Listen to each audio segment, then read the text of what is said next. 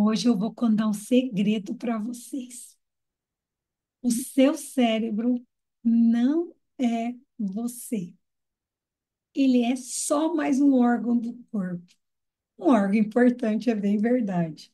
Mas assim como o rim, o coração, o fígado, ele é mais um órgão que também pode dar problema, que pode ter seu hardware de alguma forma danificado. Assim, às vezes é preciso tomar medicação para ajustar a condução elétrica do coração, como no caso do uso de antiarrítmicos. Mas também, às vezes, é preciso tomar medicação que atua nas sinapses cerebrais, como alguns antidepressivos fazem. Muitos de nós pensamos que os nossos pensamentos, o que passa na nossa cabeça, é quem a gente é. Ela é uma das funções do nosso cérebro, que inclusive eu acho que daqui a pouco vão descobrir que não está só no cérebro. Assim como já descobriram que as memórias estão em todo o corpo. Tem um livro, inclusive, que a gente vai conversar dele, que chama O Corpo Guarda as Marcas, que fala desse lugar da memória no corpo e como isso nos afeta.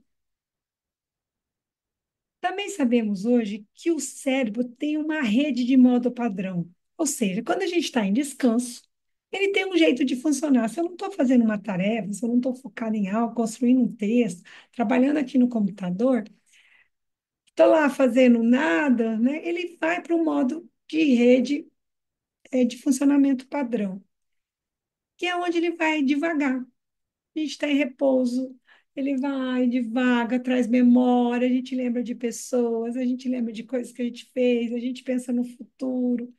Ele fica lá fazendo conexões, juntando uma coisa com a outra.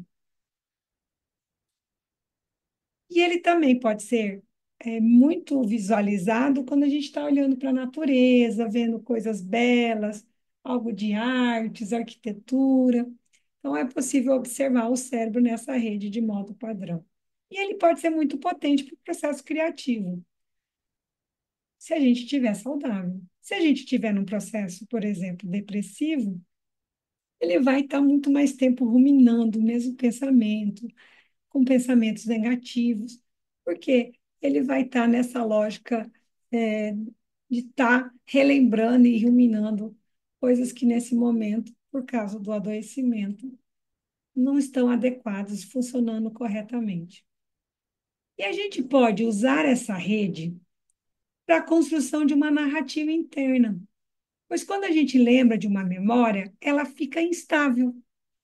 Para que eu traga ela à tona, ela pode ser modificada de alguma forma. Então, eu posso dar uma nova interpretação, atualizar ela, ressignificar a partir da emoção que eu estou tendo agora. Então, é como se esse modo de funcionamento, de rede de modo padrão, me permitisse uma lente para dentro. Não estou nesse momento olhando para fora, eu estou viajando no mundo interno. E nesse momento, isso pode ser potente para o quê? Para eu conversar com essas memórias. E aí eu vou poder ajudar a mudar de perspectiva.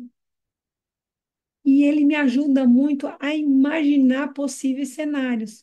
Como para o cérebro não há grandes distinções entre imaginação e realidade, já contei para vocês aqui do estudo onde eles acompanharam as pessoas fazendo exercício físico e o outro imaginando.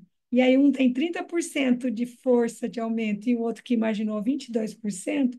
Ou seja, é nesse grau que ele não sabe diferenciar uma coisa da outra. Então, nesse lugar, a gente pode imaginar, por exemplo, amanhã eu tenho uma atividade que é difícil para mim, sei lá, fazer palestra. Então, eu posso já imaginar como eu vou chegar, com que roupa eu vou, como que eu vou fazer, ensaiar, porque isso vai me ajudar o cérebro a ter uma tolerância maior com o desconhecido. Por quê? Porque no cérebro eu já vou ter visualizado. Então, eu posso, usando essa rede de modo padrão, para trabalhar com essas questões que me são importantes, construindo essa narrativa e dando o mesmo foco que eu quero. Francine Shapiro, que é uma psicóloga americana, desenvolveu uma abordagem para tratamento de trauma. Ele chama EMDR, que em português significa dessensibilização e reprocessamento através dos movimentos dos olhos. E ela formulou a hipótese de processamento adaptativo de informação. Quando a gente dorme, no sono em que a gente sonha, o cérebro vai processando nossas experiências do dia, como se ele fosse guardando as histórias. Oh, essa aqui vai para a pasta A, esse aqui que viveu, eu vou guardar nessa pasta. Ele vai arrumando aí o que a gente vai vivendo e organizando essas memórias. Quem por aí tem uma área de trabalho no computador completamente bagunçada?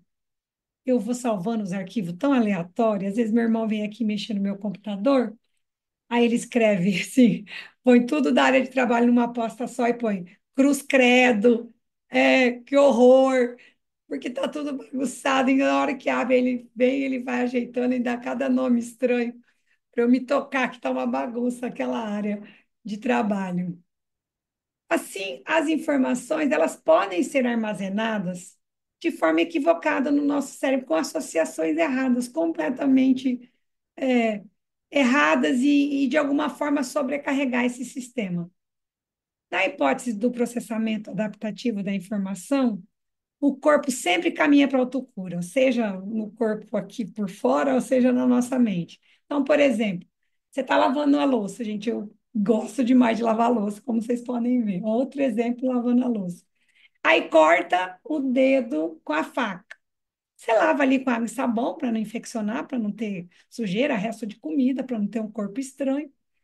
E você vai deixar, ele vai cicatrizar naturalmente, você não precisa fazer nada.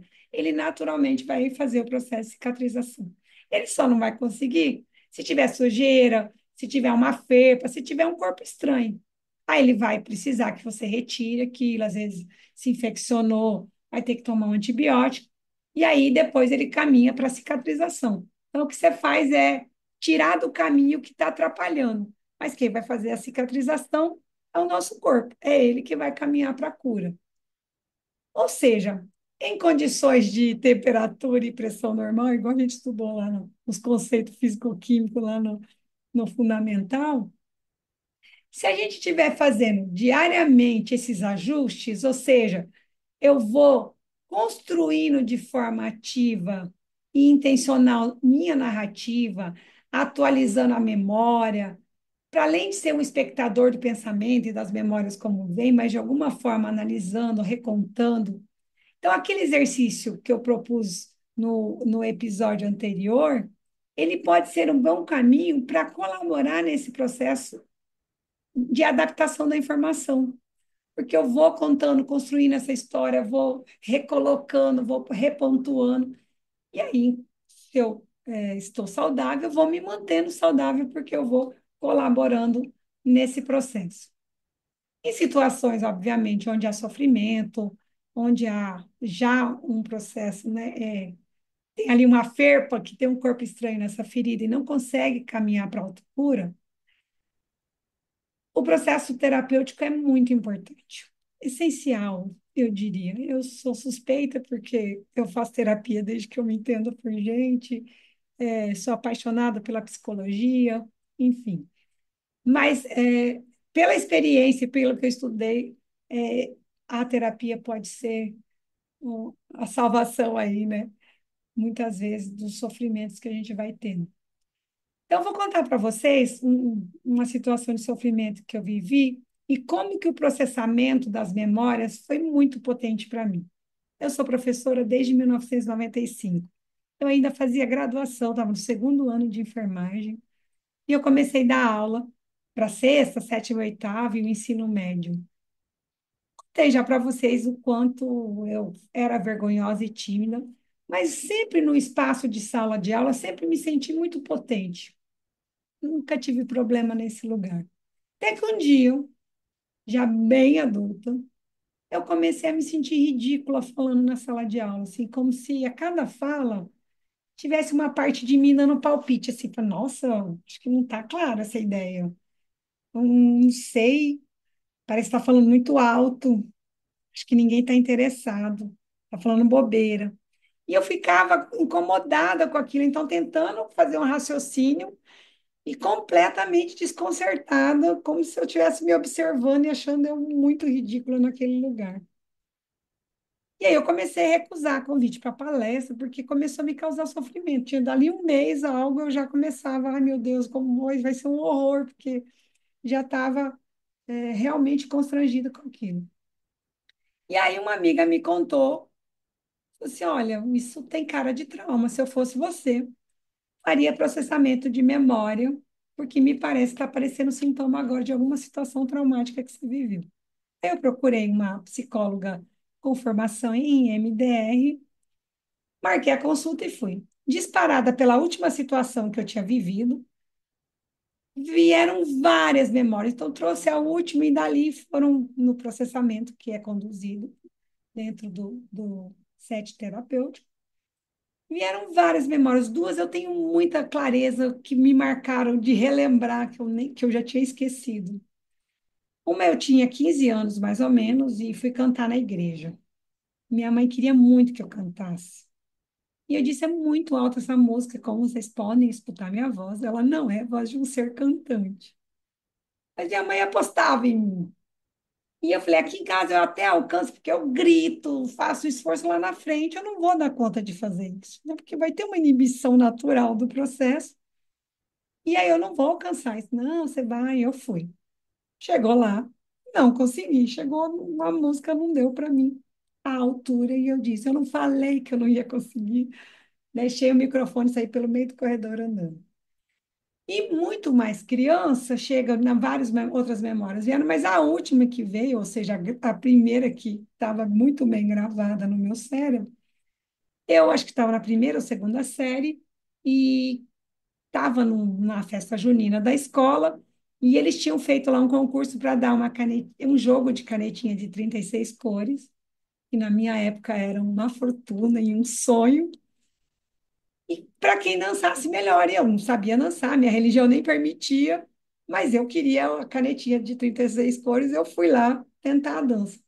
Mas minha mãe chegou para me buscar justo naquela hora e me tirou pelas orelhas do palco. Uma técnica muito usada na minha infância por todas as mães. Então, assim, quem viveu, que tem minha idade, provavelmente passou por situação semelhante. O que foi ocorrendo na explicação nessa hipótese de processamento adaptativo da informação? Que ao longo dos anos, essas memórias foram se acumulando e sendo processadas de forma inadequada. Provavelmente como se tivessem sido jogadas numa única pasta do computador do meu cérebro, né? E aí, quando eu ia viver uma situação, a reação emocional era desproporcional. É como se, numa situação simples que eu ia viver, o meu corpo relembrasse e revivesse, porque era uma situação traumática, todas as situações de exposição e onde eu me senti ridícula, onde eu fiz alguma coisa que não, ou fui exposta a uma situação muito ruim. E aí, em algum momento, isso começou a ter essa reação emocional muito desproporcional ao que eu estava vivendo. Com o processamento, isso se resolveu, né? E aí eu brinco que para que eu não precise mais viver isso, então, ao longo do dia, como eu contei para vocês no episódio anterior, eu faço esse exercício de pensar o que foi, de contar diferente para mim, de ir ajustando a narrativa para ajudar nesse processamento, evitando mesmo que é como se eu estivesse fazendo um processo educativo, como se eu tivesse, não, acho que fazendo um processo educativo, as minhas emoções, trabalhando com as memórias, e assim eu vou me construindo. Nós somos construídos, a gente é produto do que a gente vai vivendo, da experiência, né? Já falei para vocês da epigenética, das experiências dos nossos pais, de como isso nos é passado, das crenças, do contexto que a gente nasce. E eu tenho buscado atuar ativamente nesse processo, dando o meu próprio parecer, para construir a história que eu quero, tanto na memória, tanto para trás, tá, nesse processamento, quanto em relação ao futuro. E aí, por isso que eu acho que esse exercício de ir escrevendo, de me contando realmente, né, conversando com as minhas ideias, conversando com as minhas memórias, explicando, dando um novo parecer, tem sido muito potente para o caminho que eu tenho buscado construir. Eu sou Cibele e este é o Insights Pedagógicos.